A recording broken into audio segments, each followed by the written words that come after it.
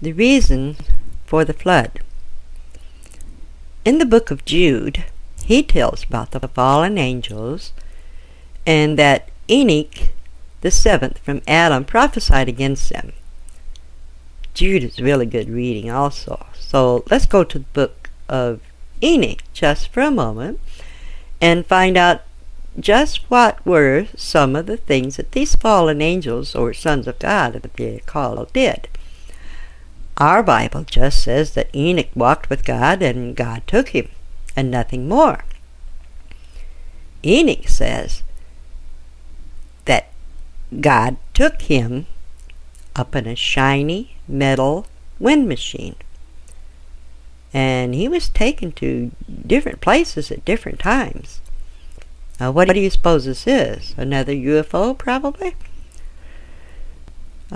We're going to go to the New Testament just for a moment. Jesus said in Matthew chapter 24 and in Luke chapter 17, when the disciples of Jesus asked him what would be the signs of his coming and the end of the world, Jesus tells them, "Don't let anyone deceive you," and says that many shall come in my name and shall deceive many. That if anyone says, "Here is Christ," do not believe him. He'll be a fake. Then he tells them to learn the parable of the fig tree, meaning learn what was hidden under the fig leaves of Eve's womb. Well, that was the son of Satan. Now, you'll find this teaching in Matthew chapter 13, and the generation he talks about in verse 34 is the seed line of Satan through his son Cain, who was the first murderer recorded in the Bible. Then in verse 37 he says that, "But as the days of Noah were, so shall also the coming of the Son of Man be." Verse 38, "For as in the days that were before the flood, they were eating," well, eating what? Eating each other. And drinking. Drinking what? Drinking blood. Marrying and giving in marriage. Well, to whom? Well, it was those fallen angels marrying with the daughters of Adam. Until the day that Noah entered into the ark and knew not until the flood came and took them all away. So shall also the coming of the Son of Man be. Then shall two be in the field, the one shall be taken, the other left. Now the one taken is taken in a flood of lies and deceptions by Satan and his band of angels, and will be marrying these super beings and celebrating the return of the false Christ. Now, if you still have such a vivid imagination as to think these super beings are as they picture in the science fiction movies, then you're certainly going to be deceived. We are made in the image of God and the angels, and Jesus warned you to watch. So what are you to watch for? Be very careful of those alien beings and their UFOs. Jesus says it will happen again. Now, do angels have wings? Well, not these angels. Wings only refers to power. They did not have to have wings to break through the dimensions. In one of the other books not found in our Bible, Eve describes a shiny, whirling chariot coming down out of heaven. Now, do these beings have belly buttons? Well, no, because they had never been born through the back waters of the womb. Were they cute little chubby beings? Not at all. All angels in the Bible are males. The womb of woman was not needed until this age of flesh. Go there and read it. I really think Jesus wanted you to know what really happened there. I'm going to explain what I just said as I go to the book of Enoch. In Enoch chapter 6 is where the Watchers decide to come down to earth and create their own seed line. One of the Watchers tried unsuccessfully to talk them out of it, but they made an oath to do the deed anyway. Chapter 7 reads this way, And they took wives unto themselves, and every one chose one woman for himself, and they began to go into them, meaning they had sex with them. And they taught them magical medicines, incantations, that means chantings, the cuttings of roots, and taught them about plants. And the woman became pregnant and gave birth to giants, whose heights were 300 cubits. These giants consumed the produce of all the people until the people detested feeding them. So then the giants turned against the people in order to eat them. Is this cannibalism?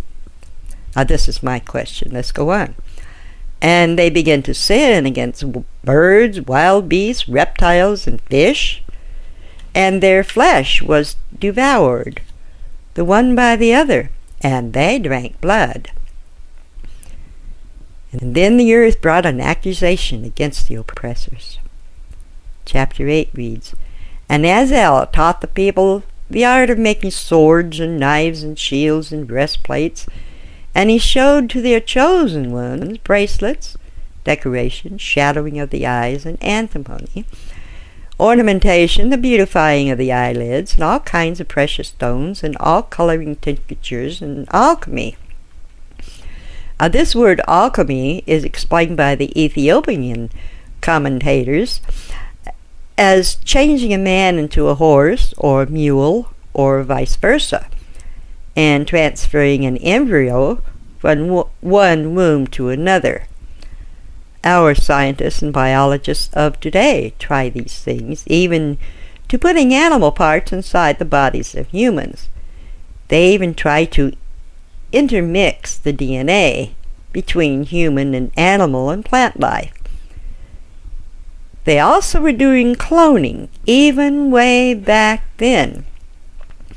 These were super smart beings, these watchers. Whole lot smarter than we are. God didn't like it then, and I don't think he likes it today. Now, getting back to the scriptures here, it reads, And there was many wicked ones, and they committed adultery and erred, and all their conduct became corrupt. Amorous taught incantations and the cuttings of roots, and Amoros the resolving of incantations, and Bacchariel astrology, and Caracriel the knowledge of the signs, and Hamel taught the seeing of the stars, and Asriel taught the course of the moon, as well as the deception of man. What is the deception of man? What is the great deception of humankind in the end times that all the prophets of the Bible, including Jesus Christ himself, warns you about, that will happen just before the seventh trump? Do you know? What is the greatest cover-up in the world by our own government, no less, about the sightings of UFOs? Jesus wants the people of earth to understand about such things so we can better prepare ourselves. It is written in the Bible, and we have based our great nation, the United States of America, on Christianity. Wise up, people. Or is our government setting us up to all fall for the false Christ when he comes to this earth claiming to be God? Let me tell you a little secret I learned from one great teacher. If you are still alive when this one comes, just pinch yourself. If you feel it hurt, it is not God. Chapter 9 says that the archangels of God are observing the heavens from the sky and saw what was going on down here, so they decided to do something about it. They go before God to intercede for the people of earth. Verse 10 says that God tells them of the deluge, which will wipe out the terrible sins that the watchers have done. Chapter 14 tells where these fallen ones, or watchers, are to be held. And in the book of Jude in our Bible, it is called Tartarus, another word for hell. Chapter 15 is very important, for it explains basically why it is so important for you to be born through the bag of waters of the womb, being sent by God, when it is your time to be born, your flesh and your soul being brought together at conception. This is what Jesus was explaining to Nicodemus in St. John chapter 3. In addition, as you read this, or listen to this, maybe you can go to the book of St. John chapter 3 to find out if I'm telling you the truth. For the words born again in the original language means to have birth from above. You will find this out in your Strong's Exhaustive Concordance. It is not referring to your spiritual birth. We are all misled to believe. One of those deceptions of man we just read about. Chapter 15 reads this way. But he raised me up and said to me with his voice, Enoch. I then heard, Do not fear, Enoch. Righteous man, scribe of righteousness, come near to me and hear my voice. And tell the watchers of heaven, on whose behalf you have been sent to intercede, it is meet for you that you intercede on behalf of man, and not man on your behalf. For what reason have you abandoned your high, holy, and eternal heaven, and slept with women, and defiled yourselves with the daughters of the people, taking wives, acting like the children of the earth, and begetting giant sons? Surely you used to be holy, spiritual, the living ones, possessing eternal life. But now you have defiled yourselves with women, and with the blood of the flesh begotten children. You have lusted with the blood of the people, like them, producing blood and flesh, which die and perish. On that account I have given you wives, in order that seeds might be sown upon them, and children born by them, so that the deeds that are done upon the earth will not be withheld from you. Indeed, formerly you were spiritual, having eternal life, and immortal in all the generations of the world. That is why formerly I did not make wives for you, for the dwelling of the spiritual beings of heaven is heaven. But now the giants who are born from the union of the spirits in the flesh shall be called evil spirits upon the earth, because their dwelling shall be upon the earth and inside the earth. Evil spirits have come out of their bodies, because from the day that they were created from the holy ones, they became the watchers. Their first origin is the spiritual foundation. They will become evil upon the earth, and shall be called evil spirits. The dwelling of the spiritual beings of heaven is heaven, but the dwelling of the spirits of the earth, which are born upon the earth, is in the earth. The spirits of the giants oppress each other. They will corrupt, fall, be excited, and fall upon the earth, and cause sorrow. They eat no food, nor become thirsty. But their offspring shortcut eat and drink. That's my words in there. Nor do they find obstacles. And these spirits shall rise up against the children of the people and against the women, because they have proceeded forth from them. Are there still some of the offspring here on earth today?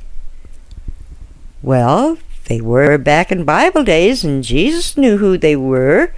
He knew the offspring of Satan and the fallen angels. We can trace some of these offspring by careful study using the Companion Bible, 1611 King James Version, using the appendices it provided back there in the back of the Bible. Then to go on, in chapter 16 is, as I told you before, that not all the mysteries of heaven are open to them. Moreover, they only know the rejected mysteries. Not the good mysteries, the rejected mysteries.